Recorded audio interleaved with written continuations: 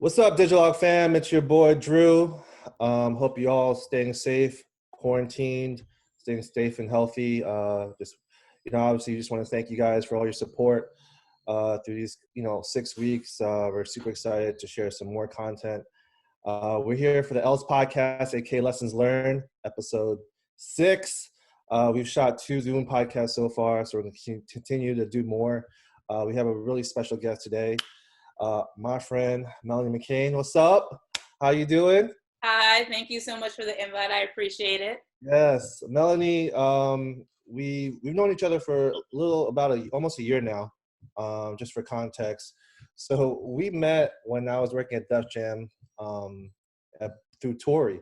Tori's was part of my digital team. Shout out to Tori. She knows everybody. Yeah, so we connected there. I remember we went to the YK Osiris show, and then we ended up just like obviously hanging out. We went to, I think, Last Lap right afterwards, but maintained friends since then. And yeah, you've been a big supporter. We actually had you featured at our July Digilogue offline meetup, which was lit.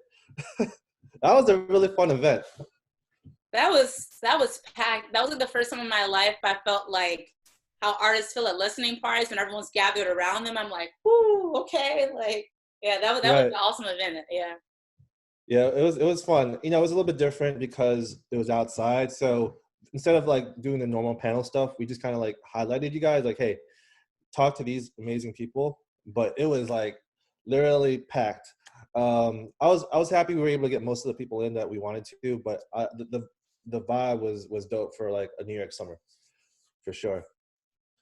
Yeah, I literally have a girl that I kind of helped mentor that I met there.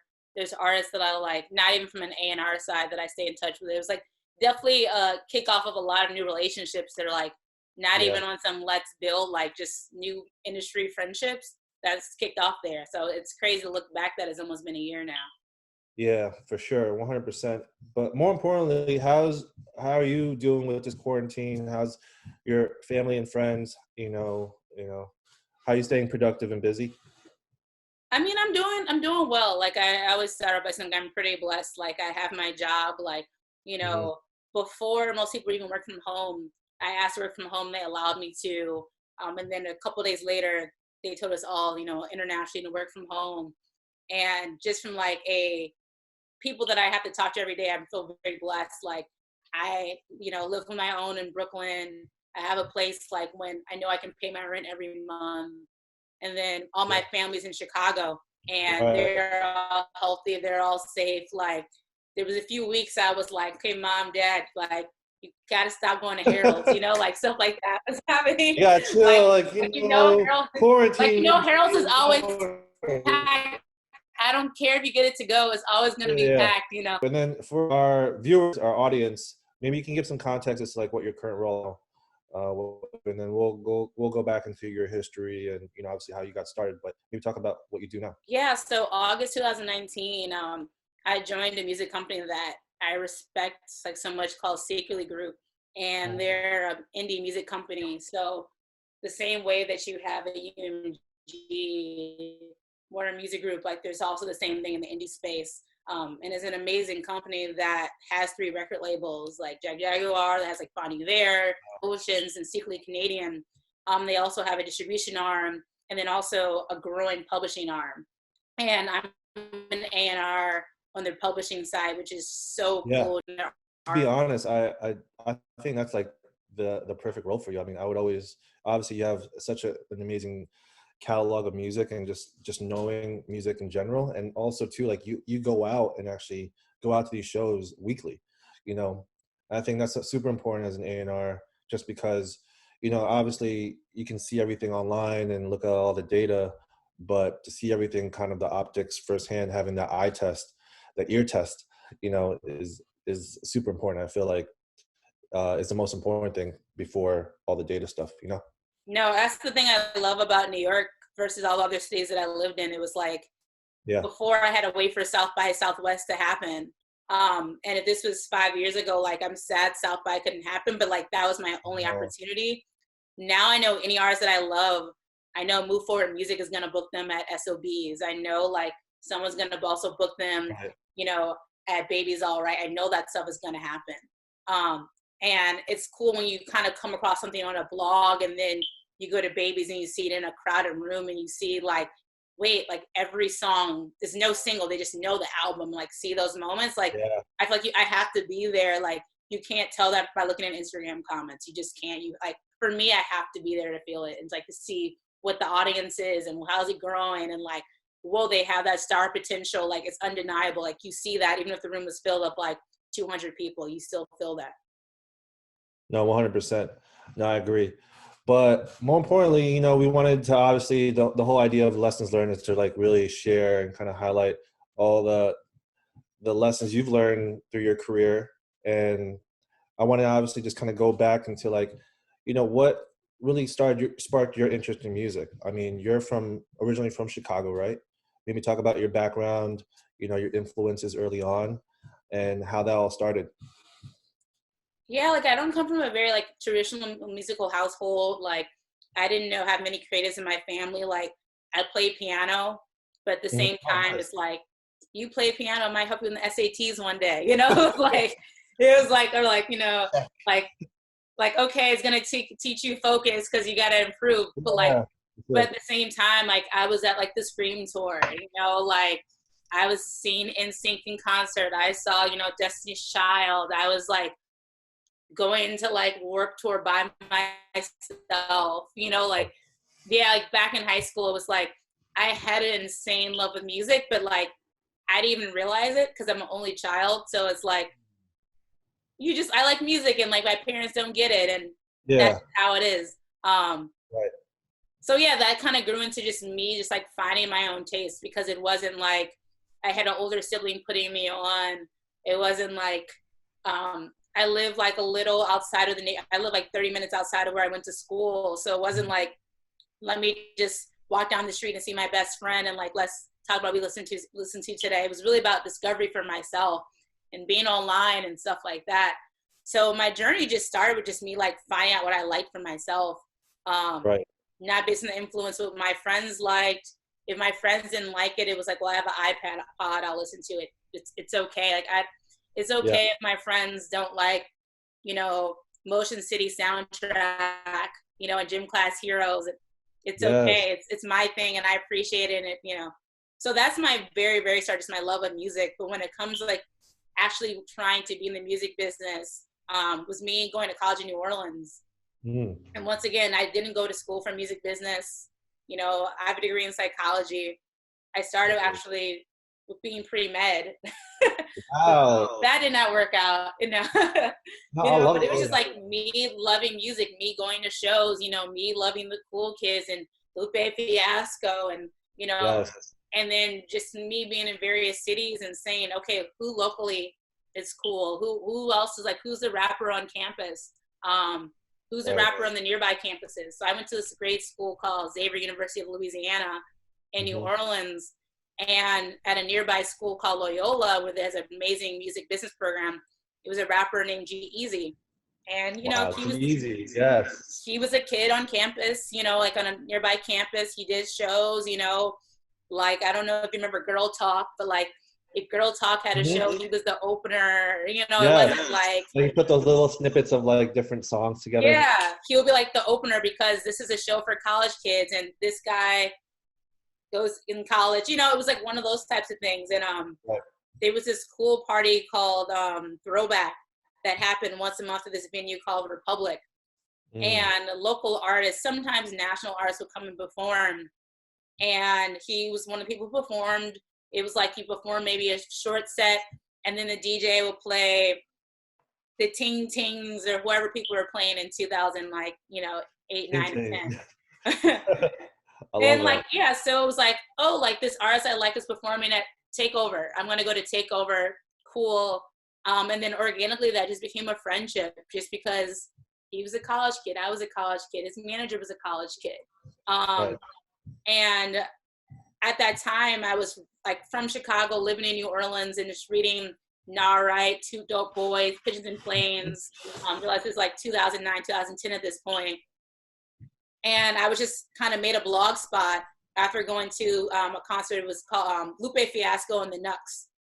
And I just like wrote about it. Like this concert was amazing, and it was just for me. It wasn't like I wanted anyone to read about it. I Yeah. just wanted to tell that story.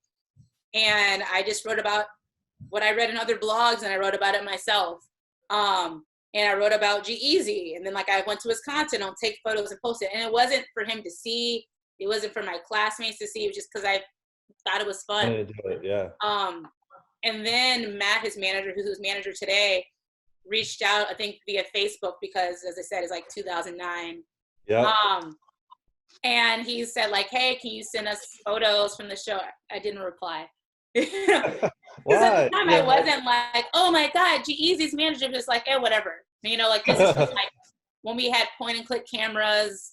Yeah. And he followed up because I think in the industry it's so much important that whatever level in your career that you are not afraid to follow up when someone shows investment in you. For sure. And he followed up, and like our friendship became a little more, and he was like, well, you read blogs. Can you help us get on blogs? Yeah. And I was like, sure, why not? And like the Gmail account that I have today is because of that conversation. And then like, well, okay, like you have your school email and you have an AOL account. Let's make you a Gmail account. You know, I'm like, okay, let's make a Gmail account.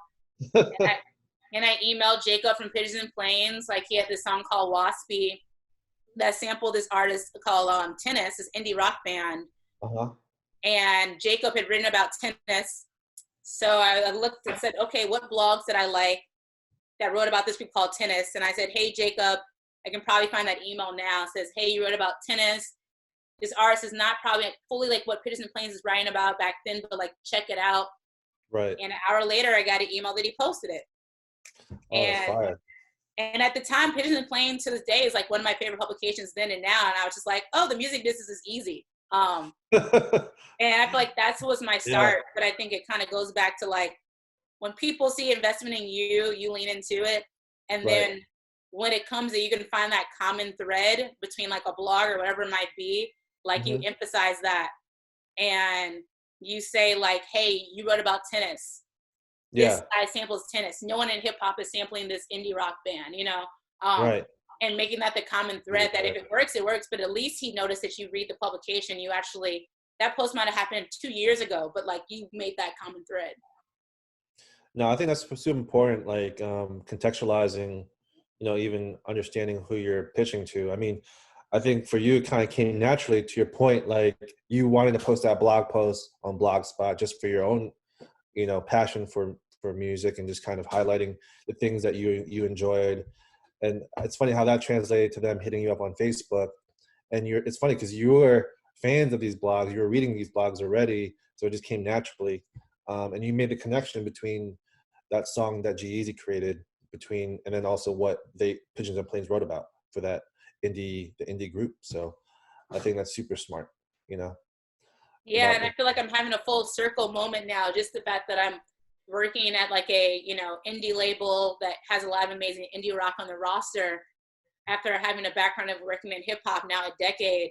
And like I had that realization kind of recently, like, wait, so like I'm at the company that connected like Kanye and Bon Iver and like Crumbin and Jay Electronica. Like that's the history of the fabric of Secretly. And I got my first music start literally working with the artist who was sampling and chopping up indie rock songs, and me like making a Google Doc of like Jai Paul and like stuff that was in that vein for him to sample. And I'm like, oh wow, like if you know who you are, it might take a decade, but like you'll be able to execute it to the highest ability at one point. But like I didn't even realize that like I was like fitting this niche back a decade ago, you know. And thankfully there's blogs like Pigeons and Planes that appreciate that niche and like has been like leading that band, like, you know, that space for like a decade. Yeah, no, that's super important. So you're pitching G-Eazy, you know, you get that placement with Pigeons and Planes. What happens after that? Is it kind of just like a snowball effect? You know, do people just start picking them up? Do people start talking about G-Eazy? Well, like this is like 2009, 2010, you know, we're like junior in college. Like, of course you want to sign to a label, but I feel like the same way I think the culture now, like you can be working at insert label here and you're getting DMs and checking out my music. Like we weren't even thinking that way. Yeah. We were like, we want to like his team that he has then is the same team he has today. He still works with Matt and Jamil, you know, and Smart. it was like, well, we want to be able to, like, if there's a blog that's in Michigan that posts us, we'll say, is there a venue in Michigan that we can do a show at? 30 people, 50 people will go. And it was a case of just kind of like hitting up all the blogs that we cared about, as well as like putting relations with like tiny blogs that maybe aren't notable, but cared. And realizing there's a person and they live somewhere, and if they live in Midland, Texas, literally after going to South by Southwest, we went to Midland, Texas, which is a tiny city, and played in a venue that's in the size of a garage, you know, because the promoter said, hey, I can, like, you know, get some kids together and I can like burn your CD or whatever they did back then. And well, sure, we'll go there. Can you give us $100? Great. Yeah. We went. So it was just a case of like me and Matt and like just like G, like, you know, making his own album art, you know, like producing all his stuff, mixing his own music himself, like literally having like the drummer he has then is the same drummer he has now, like practicing in his like the drummer's dad's church, and like before every show having rehearsal. So just like me, it was like my actionable steps was just pitching stuff, and but also was just learning like what is it like to like be with a hungry artist who's not just like, well, I rap. Like, no, if I have to make beats, if I have to mix, if I have to make my own album art, I'll do that too, you know. And that's how we all kind of got our start, because we're in college, you know. And I didn't, as I said, I hadn't taken a marketing class, I hadn't taken a PR class.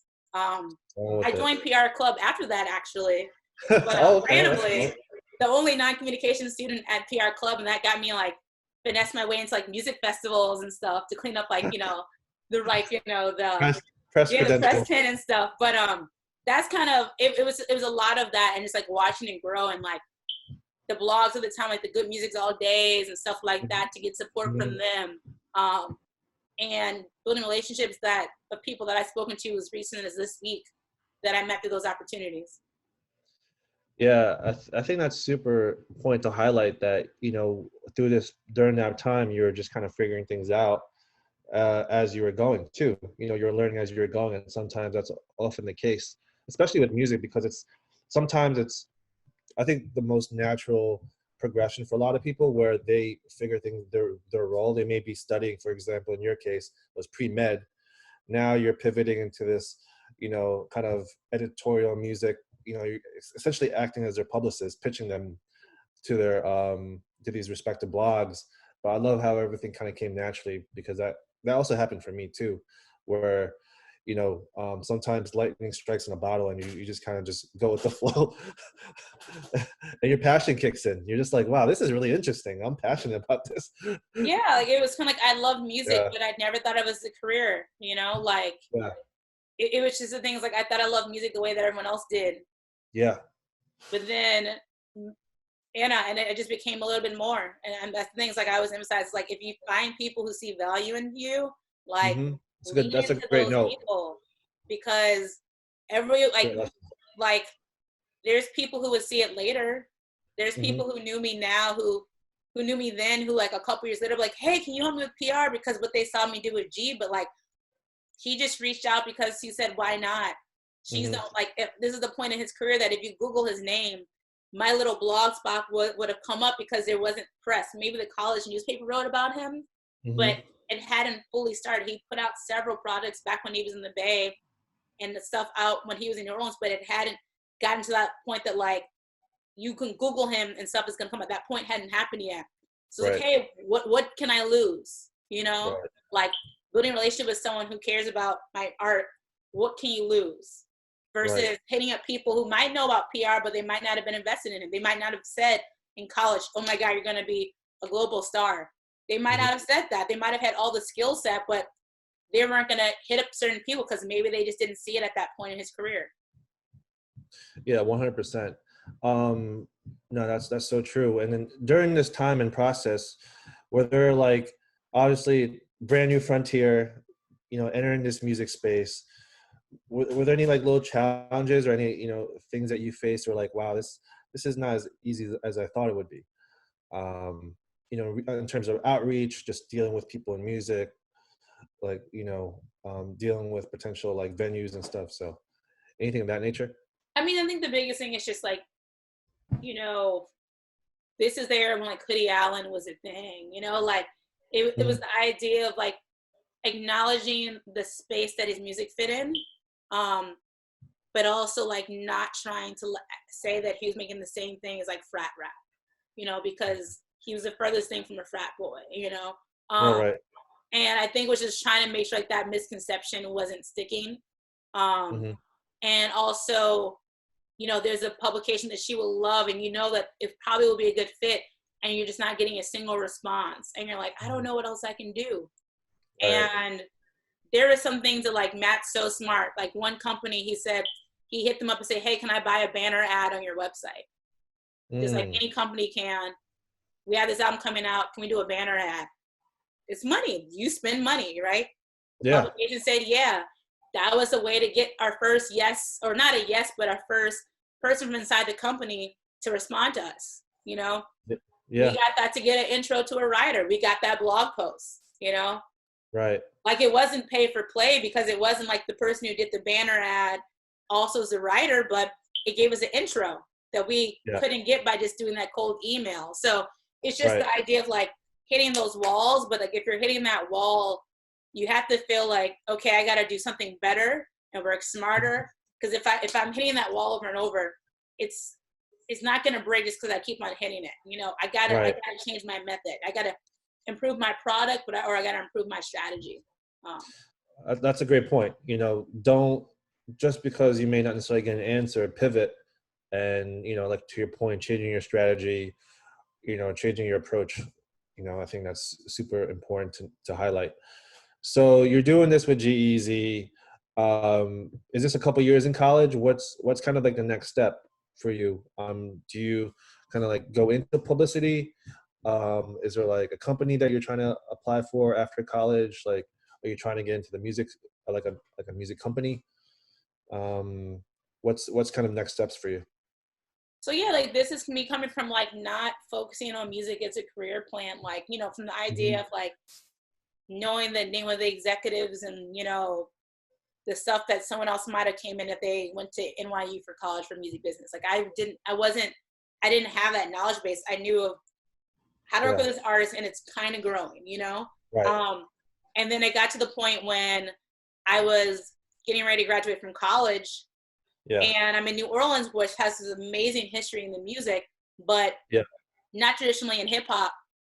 Um, and it was a case of like, well, what do I do? Like, we're building something, but like, we didn't have a booking agent, we didn't Hmm. have a label, you know, distribution companies weren't a thing back then like they are Right. now.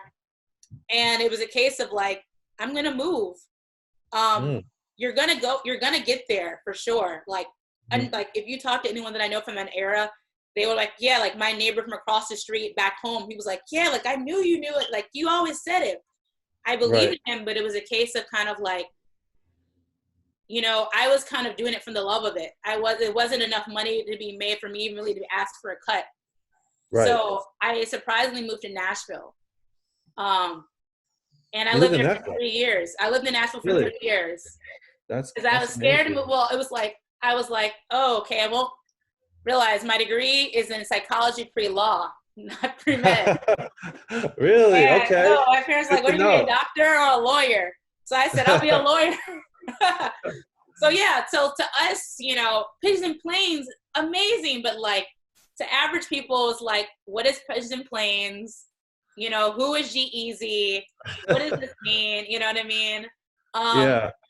I applied to a couple internships, didn't hear back, or like, you know, like I had to Yeah. get the job options that were in New Orleans.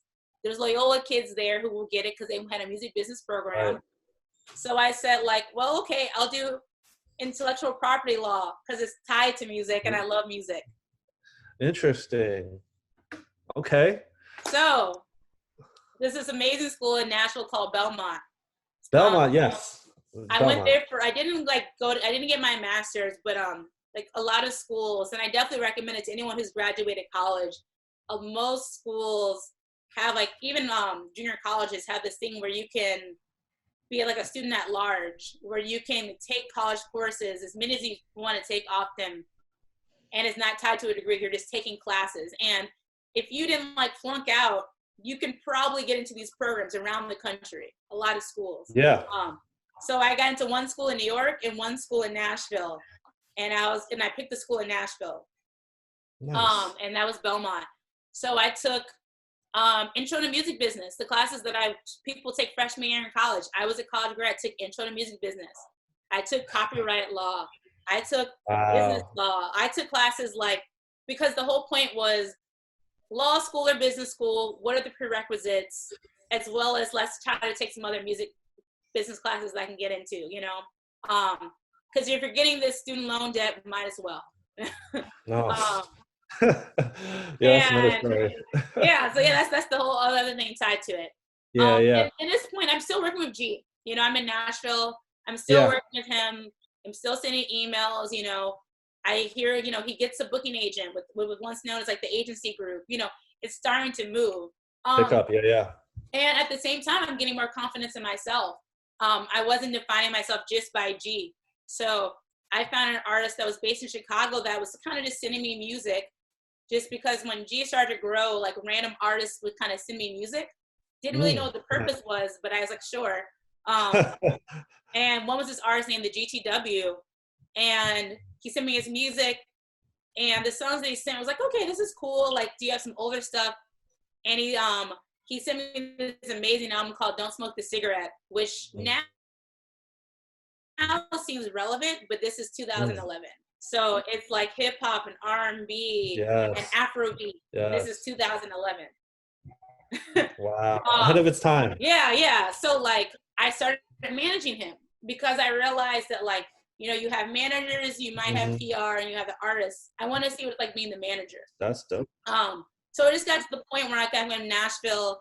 I know G's gonna have like an amazing career, but it just got to the point it was like I couldn't be there for every step of the way anymore. So it made more sense that like I wasn't gonna be a part of like his team anymore, just because it wasn't like this thing's, you know, if they went to A3C festival, I wasn't going, you know, like it was just, you know, and I was getting way more excited because I was managing this other artist named the GTW.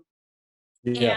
And, you know, I was taking the learnings that I had with G, with the GTW, and he joined this group randomly called Jody, which is like this 3 like singer rapper types and 2 experimental producers. And I managed them, and they were Generation F for Fader, and they played Fader for it at CMJ, and like, you know, they were doing, you know, asked to do shows in LA, and like radio shows like the BBC were supporting, you know, it was like it was starting to happen. Yeah. And I was like, cool. So like I have an ear for music. Like, if it's not that I have a golden touch, but it's like if I see someone in something and they have that hustle and I get involved, the likelihood of it move forward. So like it was kind of a transition of like I saw it once. It felt like since I moved, it didn't serve me the best for anymore. Yeah. I think it was based in Chicago, but it just seemed like a better fit for me at that point. And yeah. No, I think that's really cool that you know, when you moved to Nashville, you discovered this artist, right? And you kind of took ownership. And I feel like it's one thing, like your experiences through G-Eazy, but all of a sudden you have an artist that you obviously also passionate about, but you can actually take ownership in regards to just being a manager and kind of learning that aspect too. And to your point, really developing your ear for music and your curation for music. So that's really cool, just because you got to kind of test all these different things as you're learning and you're studying at Belmont. So yeah, I'm studying at Belmont, and then I'm like, you know, sitting in the library in the student lounge or whatever, emailing blogs in Nigeria, you know, in 2011 and 12. Wow. Because, you know, he's like a Nigerian American kid, and like he has influence. Yeah.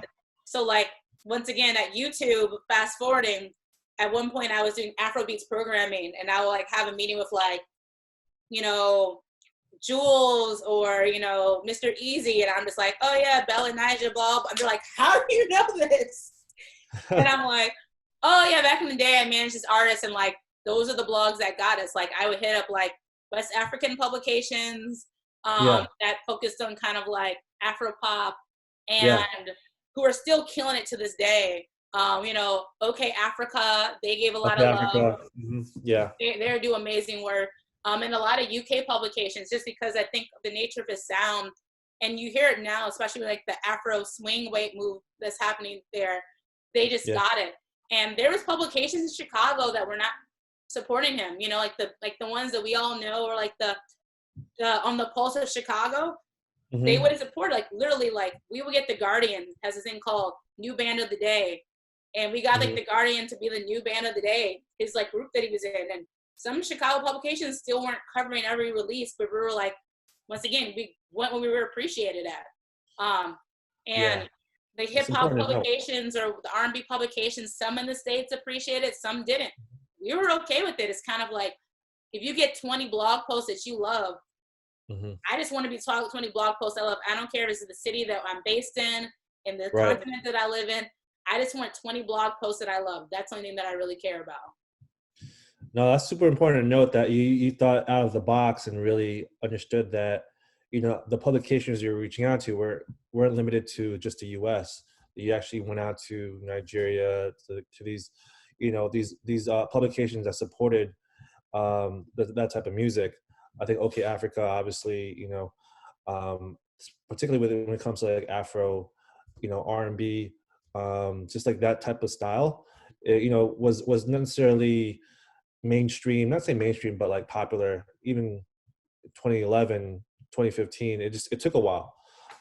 Now we're starting to see that becoming more mainstream and crossover. So no, that's super important to know. I think particularly for a lot of artists, just because I think they think that they have to be on every blog or every publication, and you just kind of you have to find your early champions first, and really, whether it's that 2 or 3 publications that really rock with you, and really just kind of build those relationships and really think out of the box, because everyone wants to get on Complex, everyone wants to get on, you know, maybe not right, but maybe that's just not the fit.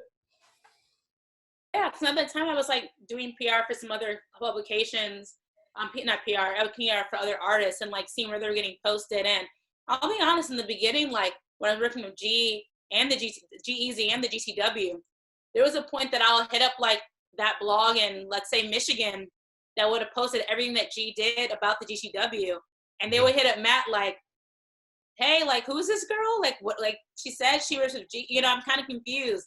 And I think that's the same thing as like, everyone's not gonna like everything. You know, it's like if you're a manager and you manage 5 acts, the smallest act might get posted somewhere and the biggest act can't get that same post. You know, everyone represents something different, and that's okay. It's like when I talk to managers and I say, oh, I love this artist and their roster that they manage, they might try to sell me to other people, and I'm just like, dude, I like this artist a lot. Like, that's amazing. They're working with that producer. That's great. It's not for me. But that person, I think they're amazing. Can we just talk about them? You know, like, great. I know you're a good manager because you're capable of doing all this type of stuff, but like, that doesn't serve me. You know, this serves me. And I would rather invest my energy in that than to like fake it. So like, I learned that at an early age of like, even if you have several PR clients or manager of several clients, is like, you can always try, but at the same time, it's like, don't hit the same door for all your artists, because it's not going to open for all of them, and that's okay. You gotta find, you know, for G, I wasn't hitting up, you know, Nigerian blogs. I didn't even think about it, but I had to do what worked, and I'm grateful for like I did that. I'm glad it worked out for me. Yeah, 100%. Obviously, you're playing these dual roles. You're a publicist, now you're a manager in the sense of your artist. What did you learn as a manager? You know, there's a lot of young managers, you know, in our community working with artists. Everyone has their own respective stories dealing with artists. You know, so what were some of the, you know, obviously small wins that you were able to accomplish, but also maybe some of the lessons you learned, you know, managing artists for the first time? I mean, I think like the small wins were just like those local publications. So like we had this one thing called the Chicago Reader. Hmm. Um, and it's this cool venue in Chicago called like Shuba's. And like at that time, like if you had a headline show at Shuba's, it was like you're on the Yes. first of many steps of like doing something. So he had like a sold out show at Yeah. Shuba's, Hmm. and at Chicago Reader they gave him a cover story. So like stuff like that, or when he was in that group Jody, like he was they were friends with these other guys with this electronic duo called Supreme Cuts, and they're Mm. booked for Lollapalooza. DJs need laptops, it has to work, right? Right. They're performing Lollapalooza, their laptops break. Oh my God. So not thankfully, but like the group Jody that I managed that the GTW was a member of, they were supposed to Uh-huh. perform their one song together. That turned into a Okay. Jody set because all they needed was their microphone, and they Yeah. just did all their songs. And you know, this is Lollapalooza. And Crazy.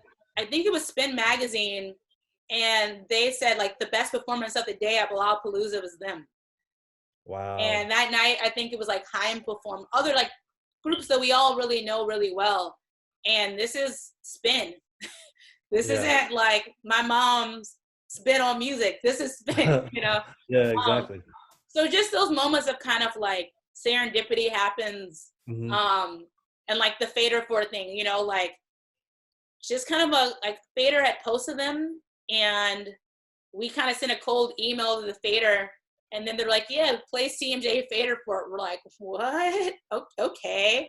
And Nice. like the internet played the same day as them and stuff like that. And there's a cool group called Wet Wow. also performed that night.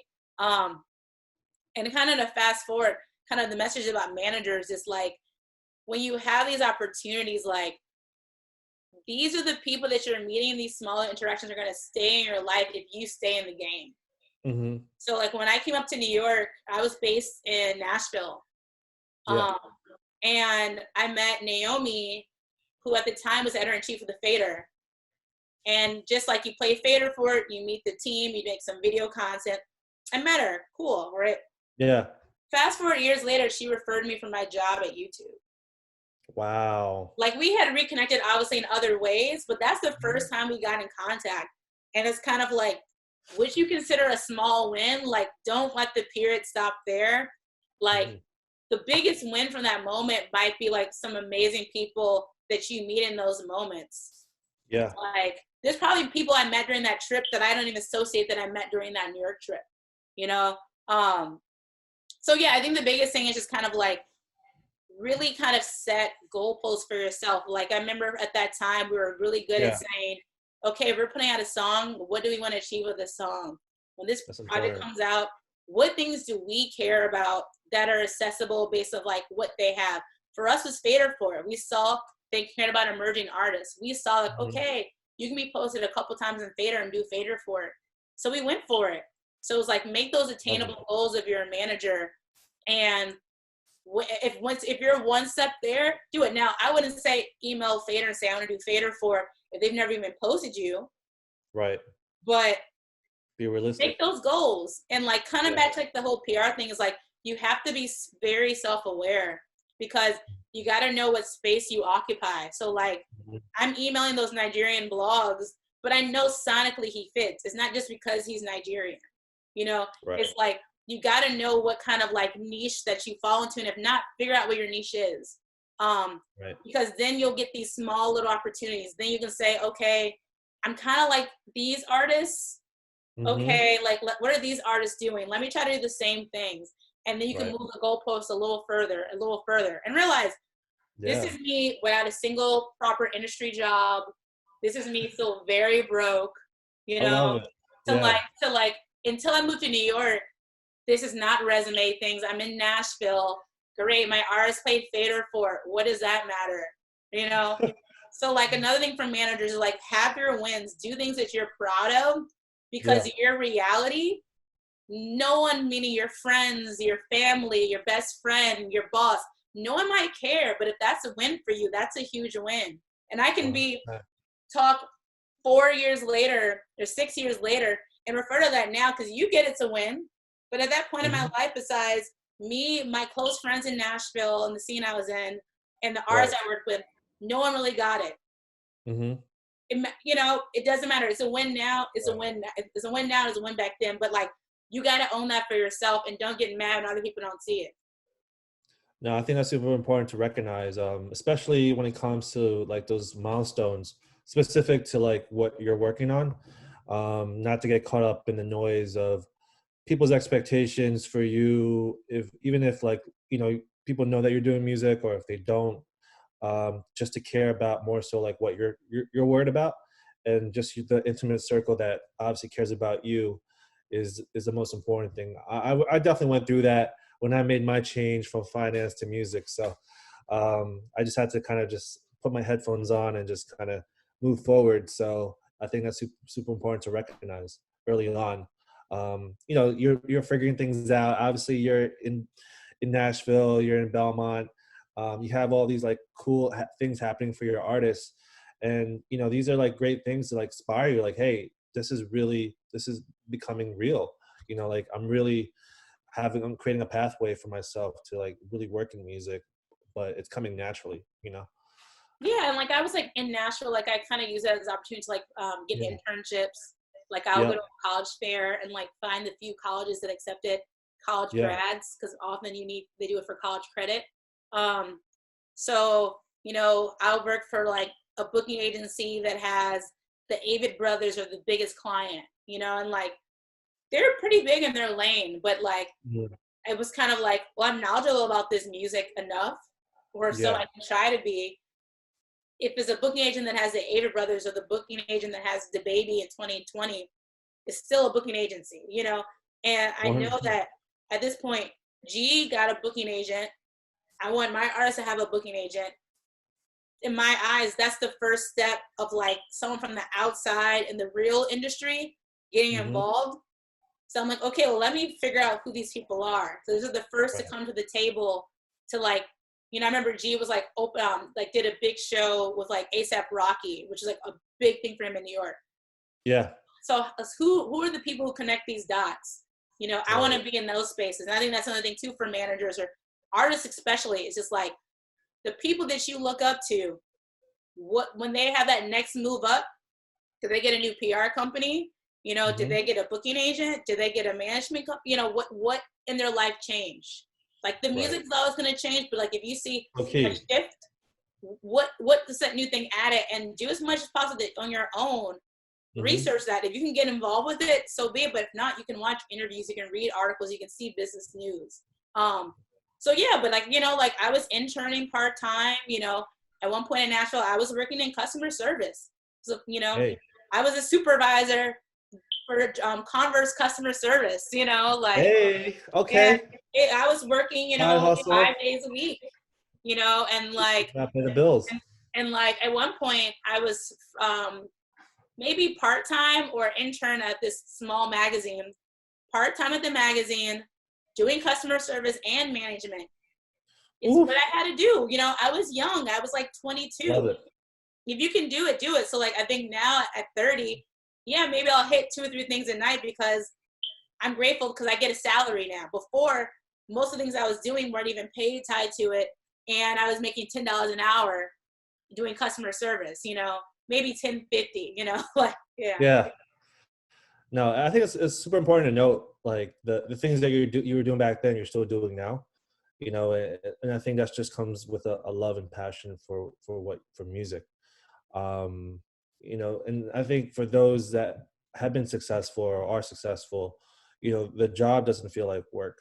So I think for you having all those three different hustles from being the supervisor to going to school and obviously managing artists, you don't think about it. You just like kind of wake up, you do what you have to do during the day, but in your mind, like how do we push this artist forward, constantly. I think we all kind of gone through that. I mean, even me being as a manager in the past. So I love to hear those type of stories just because that's where the passion really starts, and then kind of seeing how that's kind of sustained through your career even now.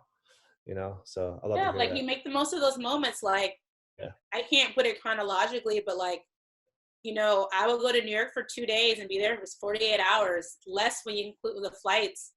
And we'll go there because it was this amazing venue in Brooklyn called Glasslands. That we would Yes. get booked. So yeah, like we like opened up like Princess Nokia, and like that was a huge deal, and other people. Yeah. And like the people who will work through the door now like run labels, like run like their own JV labels. It's just amazing seeing those journeys. Um, Yeah.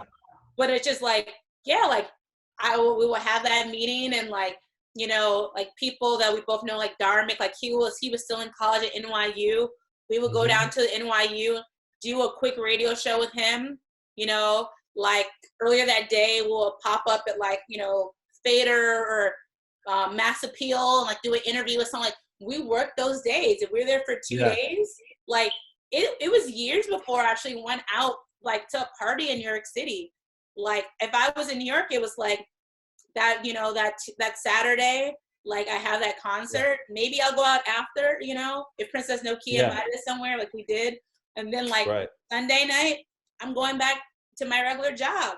But like I start my morning, I get my egg and cheese from the bodega, and we're on it. Like everyone, and once again, whoever supported us, whoever wrote that blog post about us, whoever that, the same thing I learned from G was like, let's hit up that writer, that person who plays in the radio show before. Hey, can I do a live interview? Is that possible? And hit up these people. So like now it's several years later, they're my friends because they showed a little support back then. And when I was in their city, and I gave a heads up too. I said, hey, can we do something together? Because you've already showed support. This seems plausible. And, and now we're in the future. So like, it's the reoccurring thing. Lean into people who are showing you support, like 100%. It's going to take you so far. I think that's a great lesson, especially early on, because, I think especially if you're a young manager or you're obviously the publicist, don't aim for like the people that are obviously like up top first. Like really look horizontally to your peers, like who are the people that are supporting you now, and really value those relationships early on, just because you never know where they're going to be in 2-3 years from now. And particularly like within your case, you talk about Dharmic. Obviously I work with Dharmic now at Alamo. So like you kind of see how things kind of come in full circle, like where years later, like people are really doing some amazing things in their careers, but like you've advanced in your career too, but you've maintained those relationships since then. And for someone like him, is like until Alamo and NYU in college, we never worked together, so it's like the thing is like when it comes to these relationships, it's not on some like, yeah, make these friendships, we're gonna build and we're gonna hustle. It was like, no, like we saw each other at SOBs on Mondays and hung out, and it said, oh, like he was doing PR at that point after college, and oh, who you're working with? Oh, whoa, like you worked in the Bad Baby campaign. Oh, at that point I was working at YouTube, and I'm like, oh yeah, like I knew that she was gonna pop off. Yeah, I know it's crazy, but I felt he's like, yeah, we worked hard on it. Like we weren't working together, but we still had a friendship. And then when he went to Alamo, we started working together again. I'm the DSP, and then he's like the label. But like that's the thing, is like things are always gonna come back and forth. You know what I mean? And like other people who, like when I was in Nashville, Kayvon was in Nashville. Like we still have never worked together before. We never have. That's okay. We don't, just because he's at Genius and I'm at a label, like it doesn't mean like, well, I have a boy at Genius, no. He's just a person I've known for a long time. And like, I remember he was a musician, he was a rapper in the scene that I connected to just because he was a hustler. And I don't even know who his managers were. I don't recall. I just remember him, and he eventually left and went to New York. I did the same thing.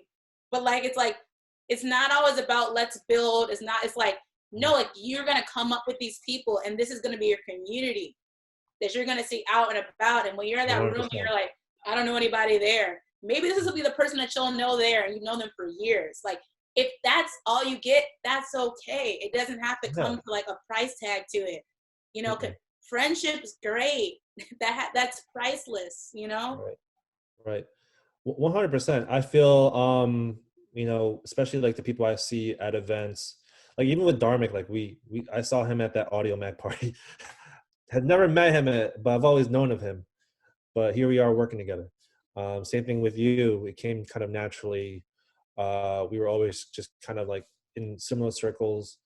And you know, we've worked a little bit at Def Jam, but I think just kind of hearing your story, just kind of for me, always want to recognize, you know, not only just like people, but just amazing women in music.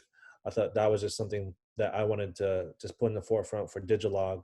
But you know, we always go to like events, and then we kind of always come across each other at some point. But that's just, I think, the culture of it. We can kind of look back, you know, 10, 15 years from now and just be like, hey, remember that time we went to the show?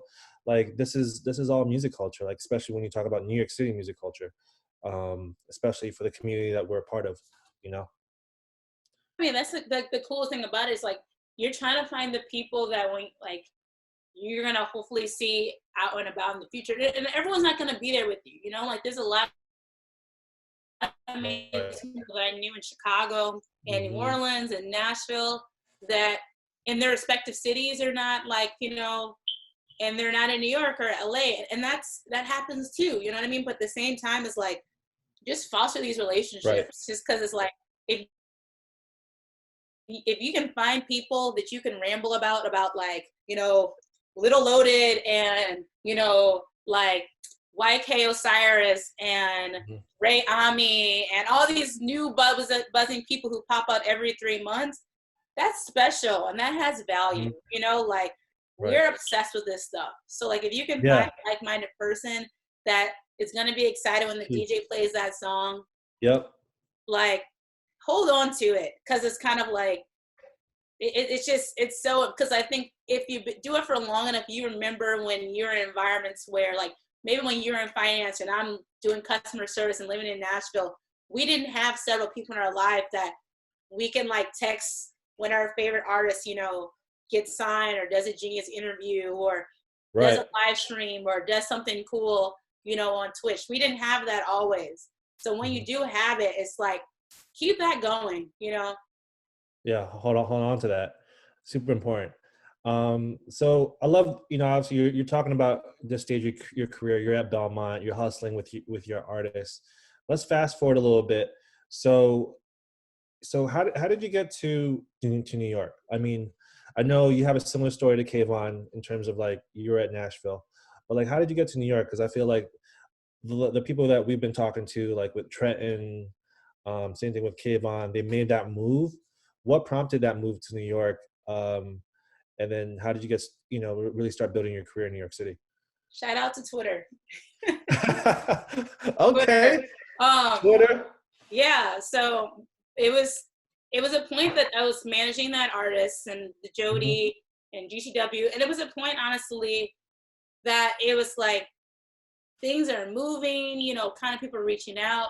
Hmm. Um, and Nashville wasn't really working out. It was like, you know, I'll send those emails, but I didn't know anyone. I was in those buildings.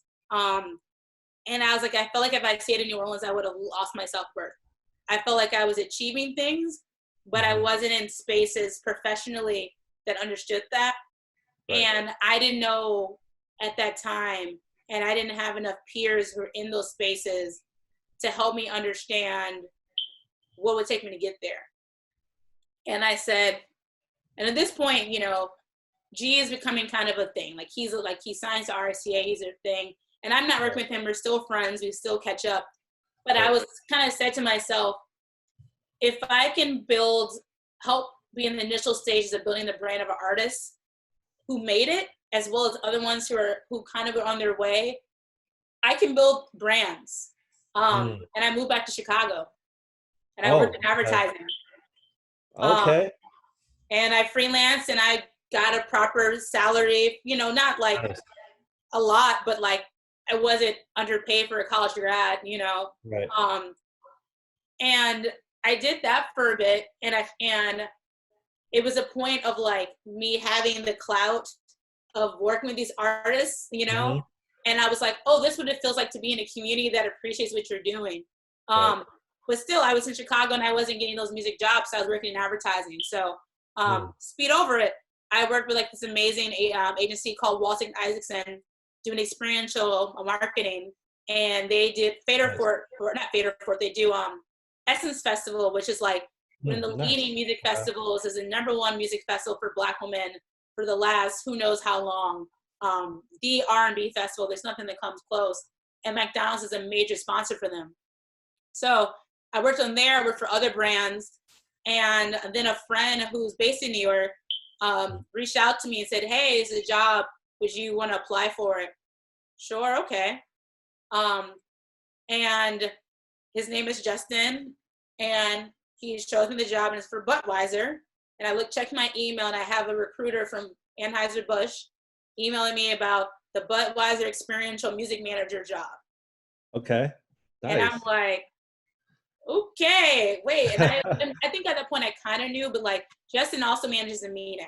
Now Mine hadn't popped up off yet, but like his day job was the same job for Bud Light. So, you know, I'm in Chicago at my parents' house interviewing for the job. It's the point in the interview, I'm just like, you know, when you're interviewing for like over a month, you're like, okay, at this point, like, if they don't hire me, I don't even want to work there. Like, I know I'm buying these interviews, you know, I'm like talking literally like, you know, like in charge of marketing for Budweiser and stuff like that. And just like, you should have this and you should have that. So that's what brought me to New York. Thankfully, it was a job that flew me out to New York.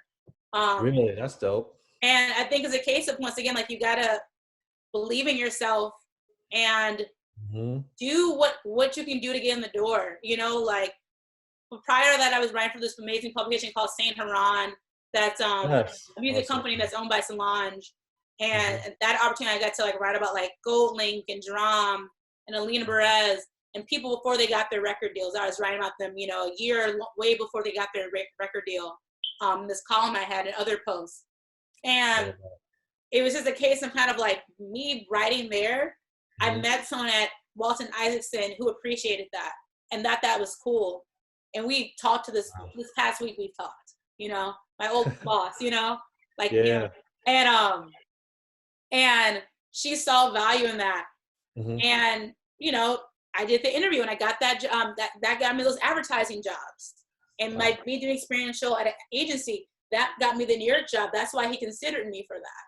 And ultimately, that wasn't the best fitting job or role for me, like work for me to be in, because it touches music, but it wasn't enough. But at the same time, I was closer to my dream than before. I was getting paid better than before. And it finally got me to New York. So that's how I got here. It was about me taking a detour literally to a different city, to a different arena, but at the same time, like, being true to myself during the entire process. You know, I never try to be anything that I'm not. I think that's super important to note. You know, you took steps towards, you know, getting to New York. You know, it's interesting because your career started studying pre-med, right, at New Orleans, into like, you know, this publicist role with G-Eazy, and then you go to move to like Nashville.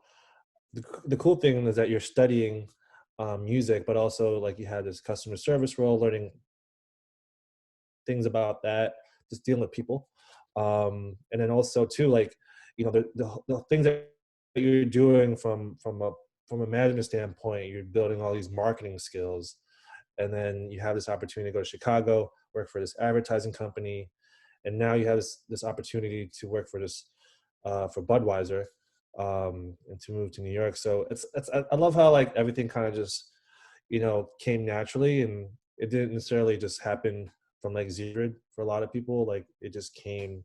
Yeah, and like Budweiser, like to like contextualize why it was like a cool fit at the time. Like Budweiser was like had Made in America festival, like that was a big deal they did. You know, at the time Budweiser like had Fader Fort, you know, as well as they sponsored several music festivals around the country, like Stagecoach, which is like the same festival grounds as Coachella, other ones. So it was a step closer into music than before. Like literally, like when we did Fader Fort, I said we should work with Cardi B. We should do like content with Cardi B, and this is 2016 when I moved there. And this is before, or at least before it was announced she had to do with Atlantic, you know. I said we should do something with Kyle, because at that time, Kyle was like the best live performer that I knew right now. I was such a big fan, you know. Yeah. But the biggest advice I would come from that point for everyone is I was managing those artists, I believed in them, but I felt like I had to invest in myself fully, 100%. And from college to that point, I had never done that. It was me working 3 jobs because I got to pay my bills and this, but it was the first time I'm like, I'm not managing anyone. I'm not doing PR for anyone. I'm focusing on Melanie. And if I give all that time to that, what comes from that? And I'm not going to lie, things started moving, you know, like, you know, saying like if I look at, I can say my resume has brands like McDonald's, Budweiser, because I focused on myself. And I think it's so important if you're an artist, manager, PR, whatever, like if you feel like you're pulling the most weight, you know, you got to do that, because if you kind of, it's not about people being dead weight. It's just kind of like, it's investing your energy. If you're spacing your energy out to so many people, super important. And if they're not revigorating it with that, their energy back to you in that same level that pushes you, go. And that's the thing, like when that happened, these were artists that trusted me. So when I told those artists after moving back home to my parents' house in Chicago that I was going to New York in that job, when I talked to the GTW, he was like, oh, that makes sense. I'm not even shocked. Like, what do you mean? Like, this job pays this. Like, I'm getting paid well, you know, like, it's Budweiser, it's Made in America Festival. He's like, yeah, but like, you do things like that. That's what you're capable of.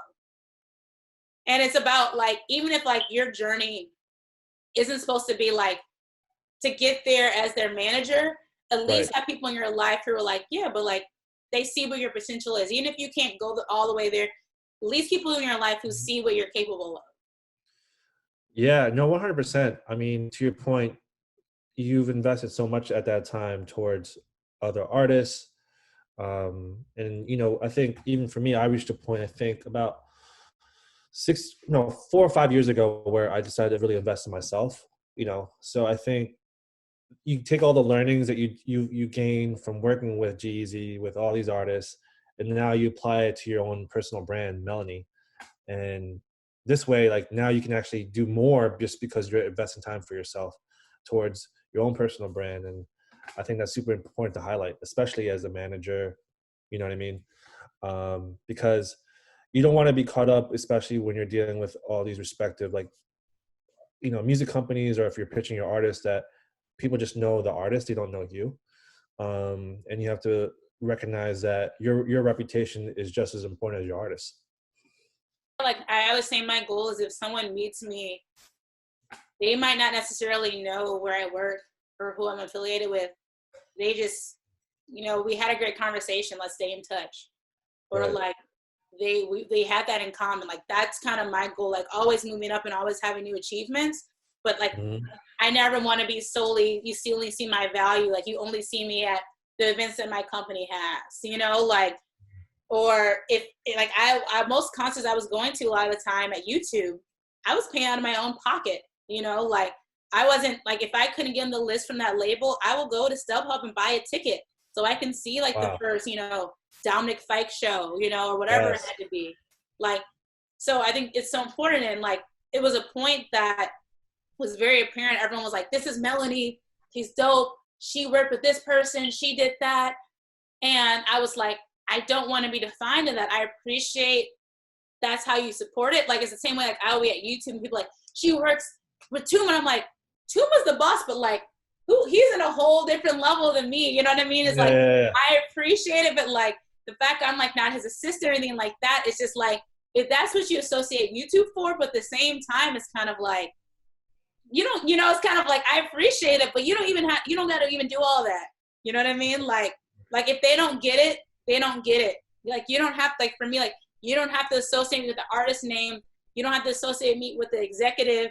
Or if brand. That's what you have to do for them to, like, see my value, then maybe it's not the best new friend for me. But, like, if they can just see me hanging in the back at like, you know, SOBs or babies and want to still be my friend, then that's probably something that I can connect with more. For sure. Because I can't get you, you know, because often if people say, oh, they work with that person, then they say, hey, can you connect me with that person? And I learned that too. You know, it's like, associate me with me, because then I don't want you to ask me favors from other people. Like, Yeah, it's a careful tightrope. I've learned that too. I mean, it's also understanding the time and place. Where like for example, like you see people in the industry, you see them out in shows, but also finding the right time where you guys can potentially work together. But if not, just you kind of share your own stories, because I think we go to battle every day with our respective labels, or like with our respective artists, trying to break them, or you just kind of share stories like, oh, this happened, like, just like, I think it's kind of just camaraderie when let's say you're at a Baby's All Right and you're just kind of catching up, but you're sharing these stories with people that actually understand what you're going through, going and also like understand what you're dealing with. So it's really approaching it in that respect, versus, to your point, like, hey, this person, Melanie works for YouTube, or she's an A&R, um, maybe she could help you out with this, versus like just introducing you as Melanie and then building that conversation and a relationship. yeah, like literally, like someone I met at a Digilogue event, um, works at Empire, and I'm a huge fan of like the Brooklyn drill scene. Like, this is about a year ago, Hmm. and I'm just like talking about drill, and he's saying, "Oh yeah, like I signed a lot of, I work with Chef G and all these people," and I'm just like, "Oh, cool," and like it's like stuff like that is kind of like, you're gonna do the work. That's inevitable. You know what I mean? Right. Um, but it's kind of like, it's about like showing what you care about. Hmm. So like they know what to support about. Like Hmm. at Alamo, like a year ago, it was known that I love Rod Wave. You know what I mean? So Right. like if I was at YouTube now, they will know, okay, like maybe we'll get a playlist cover. You know what I mean? Like, Right. because people in the building like Rod Wave, maybe we can get a partnership. It's just about like knowing what their job is, know what they do, but also like know what their interests and their passions and what they support, and what shows Hmm. are they going to, what shows are they not going to, what shows do they wish they can go to, but they don't have a +1 for, how can I be of help, Sure. like based on who they are, because like, Hmm. yeah. Yeah, yeah, just doing their homework and learning more about them, is super important, and just not seeing, or just looking at their LinkedIn profile, or just DMing them without context. I think you I think you posted something earlier or last week about artists just sending you their SoundCloud links or something. uh, Yeah, I get a lot of just like links and no nothing, and it's hard because it's like, as a lot of people say, like, hey, can you check out my music, I love your know your thoughts, and there's nothing wrong with that at all. Like, Mhm. there's nothing wrong with that approach, Yeah, talk but about I'm that a little bit. gonna respond 10 out of 10 times if Hmm. you say, hey, Melanie, I saw that you like X artist, Hmm. I'm gonna check it, I'm gonna respond or listen to it 10 out of 10 times.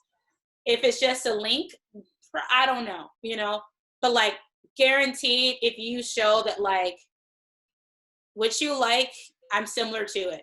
Or I'm not similar, but I'm going to mention something that you like and strike up a conversation.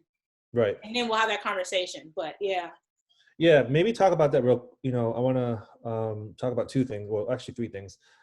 From an artist standpoint, you being A&R on the publishing side, more so just a curator of music. But what's your biggest recommendation for artists, especially now that we're all quarantined, just to approach people like you in terms of their music or introducing themselves? What would you say would be the ideal approach? Find the common thread. Hmm. I signed an artist this week, Corbin Canvas. I first learned about him because this amazing artist named Topaz Jones. Topaz Um, Jones, yeah. yeah, his next album is phenomenal. Whoever signs him is very lucky. And I love the album. It sounds good. And I'm one of those people, like, if the album is like a full, like, when people kind of fit that, the Smino, Anderson, Paak, like Yeah. everyone, from the guitar to the drummer, you're all talented. Right. Topaz Jones is one of those people. So I saw a session photo of him. Everyone in that photo tagged on Instagram. I followed them all because I was like, these people are all talented. I don't care what they do. Like, Yeah. if this person produces for Beyonce in 2 years, maybe, I don't know. Like, let me get in early. Yeah. Yeah. So I followed them. One was this artist named Corbin Canvas. He was behind the drums. Um, And he DM'd me saying, I think he might have said, I saw you follow Topaz, or I don't even know his intro, but I knew my common thread with him. And so maybe he didn't realize it, but at least on the other side of the table, I did. And he said, hey, I put this album out called Jive Jive. Can you check it out? And I said, okay. Played it, fire. Like on some like Nada, Channel Trace, like housey, funky. Like I'm like, what the? Like this is good, you know? Yeah. And one thing, I work in A&R, but I do in publishing A&R. So a big part of the job is getting music synced in TV shows, ads, and films. Right. And everyone thinks their music is great for, like, yeah, this song's a movie. It can be in a party scene. But, like, there are certain types of music that you associate with the Apple ad. Like, you know, Young Baby Tate just did a partnership with Issa Rae's company Radio. Young Baby Tate has a sound that fits perfectly with a show like Insecure. Some music just fits. And Corbin Canvas is like, I heard it, I'm like, we have a sync team and we have a great relationship that I can just send them music and they'll like report back and like, oh my God, like, can we get him? Like, you know? Yeah. And I say, at the time he wasn't on a single Spotify playlist. Literally my personal playlist that I put him on showed up on his Spotify profile because he wasn't on any playlist yet, you know? Okay. Like it was, most of the plays were Brooklyn because it was like my friends and my coworkers, you know? Yeah. But I thought it was fire and that's the only thing I cared about. And I knew he was talented because of other people he worked with that I'm fans of. So when it comes to artists, I would say like, find your common thread, you know? And if it's not there, do the work to make that common thread. Like we both know Topaz Jones, you know? Yeah. Corbin Canvas, if Corbin Canvas didn't work with Topaz Jones, I don't know when our lives would have intertwined. So it's like, if you really want to sign to Alamo, if you really want to sign to Def Jam, if you really want to sign to one of our secretly labels, find the common thread. You know what I mean? Like figure out like an artist on one of our labels, what arts do they care about? You know? Like for example, Moses Sumney, like he'll list his collaborators, you know, like, okay, can you get in touch with those people? Like create it so you're 1 degree or 2 degree away from the people that you want to connect with creatively, you know? Super important to know. Because you can verbalize it, but what's better than saying, hey, I love this music, than actually putting that work in? And yeah, it might take an extra year or two to get there, but don't you want to get there in 2 years and you know that you have a great quality product and it's going to do well at that label that you're signing to? Right. I agree. To your point, you know, find that common thread and, you know, also taking the time to build that relationship with that person. You know, find out different ways where, you know, maybe six months to a year, you're just kind of keeping them updated. Like, hey, I hope everything is well. I just want to just update you. Here's like a new project. If you have time, take a listen to it, and just make sure like you check in with them. Don't make it always just about music when it comes to conversation. I think if you generally care about building relationship, check up on them. I think that's important, and just find commonalities. Like it's not just always about your music, because like there has to be things that the other person may care about too that you may want to talk about. It just can't be coming from one person, so I think that's important to note. And then I want to ask two questions before we wrap up. For like your role, especially as an A&R, what's your approach to just your idea of just like discovering songwriters and just artists and producers. Everyone has a different methodology. What's your approach? And then my last question is like, for a lot of the women in our community, what kind of advice would you give them in terms of just like focusing on the things they're passionate about, whether they're doing digital marketing or maybe they want to be an A&R?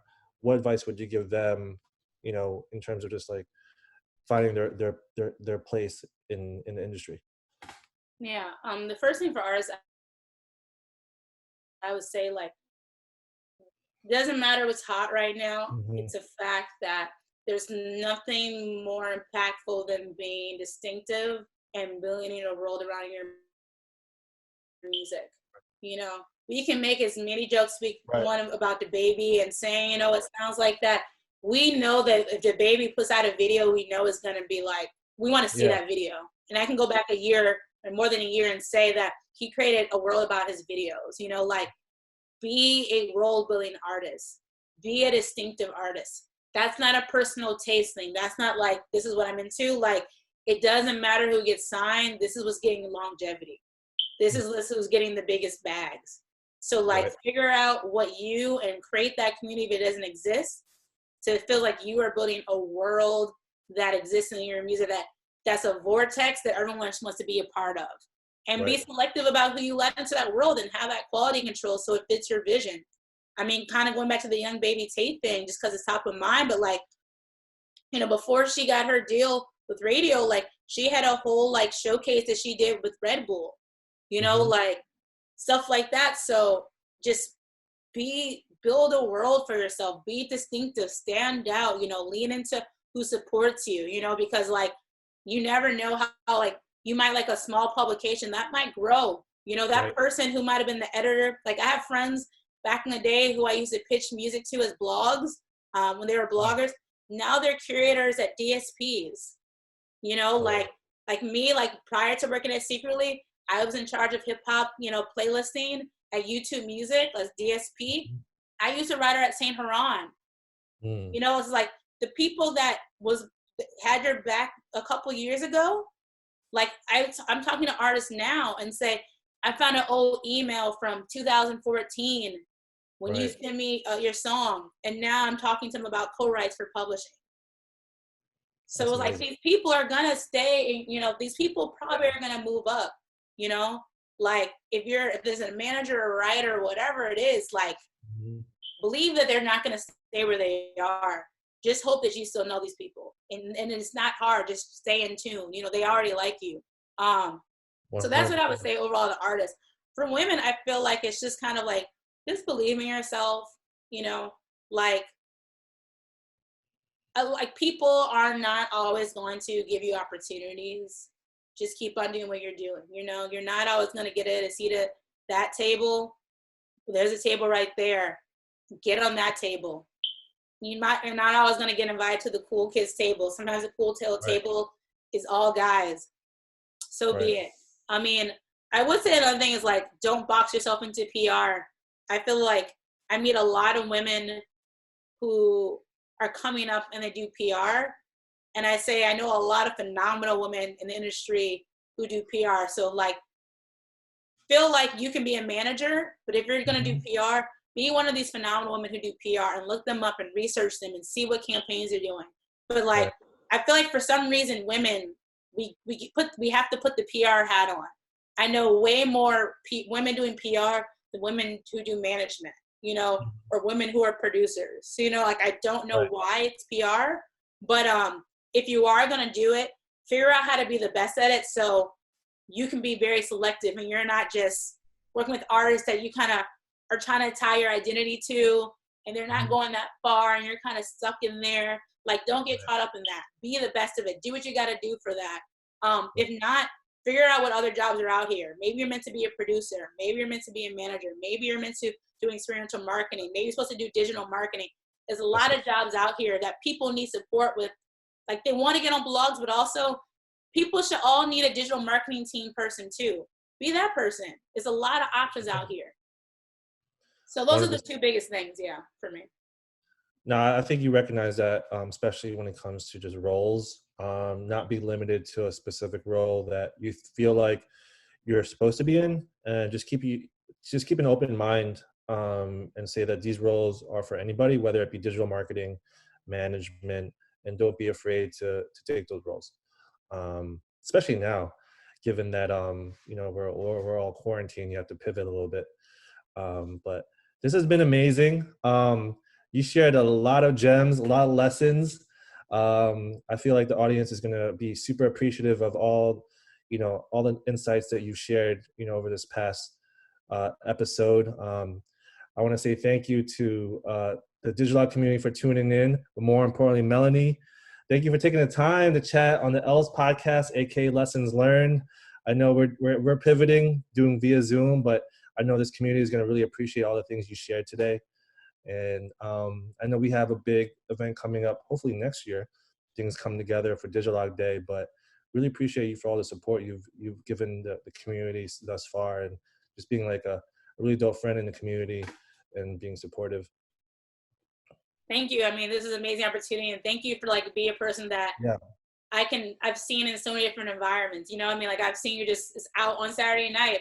I've seen you because of like the YouTube Def Jam thing, you know, like I've seen you like, and I've never felt defined by, oh, well, you know, I work in digital and she's in A&R. Well, we're not going to be cool anymore. You know, like that right. never ever mattered. It was just like always human to human, person to person. So like, I really, really value that, because that's the thing, is like, you never know when you switch these jobs in the industry. So I feel like the story that we were telling, I think you're a great example of someone who like holds true to making sure like you just care about people first more than anything else. No, I appreciate that. And more importantly, shout out to you for recommending Jake. Jake is part of the team. And He I think does that's the social funny thing media about management. it. It's like Yeah, he like reached out to me, we hung out. And I think that's the thing, is just like you just talk about cool things and like this is awesome thing, and you don't even realize it. And I think that's the thing too, is just like we've name dropped so many people just because they're our friends and they're tied to us. But it's just like, don't be afraid to pull on cool things. Like you don't have to be on the team. You can just say something's cool, because who knows, that might be an opportunity. Like right. didn't even do an intro, or maybe I did. I don't even know I did, but like it happened. But just like put people on, because like just don't hold into knowledge. Just share knowledge. Like if there's anything I can say, is just like know who you are and Blessing. share knowledge. Like don't be afraid of that, and be open to listening. That's super important. Know who you are, share knowledge, and be open to listening. These are 3 great lessons. Can't thank you enough, Melanie. Shout out to the Digilogue community for tuning in. Episode 6 of the L's, aka Lessons Learned. Can't wait to share more of our content, and stay tuned. Make sure to follow the Digilogue, and also make sure to follow Melanie in our description. And can't wait to talk to you soon for our next episode. Peace.